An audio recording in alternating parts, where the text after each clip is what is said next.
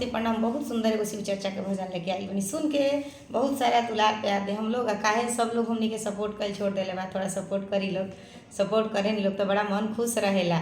काशी में भोला रोप दिहले भंगिया धतूरा हो। काशी में भोला रोप दिहले भंगिया धतूरा हो। काशी में भोला रोप दिहले भंगिया धतूरा के जे रोपेला हरी हरी में हदी हो।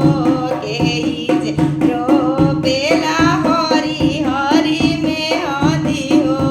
के जे रोप देला के जे रोप दिहले भंगिया धतूरा हो। काशी में भोला रोप दिहले भंगिया धतूरा हो। काशी में भोला रोप दिहले भंगिया धतूरा हो।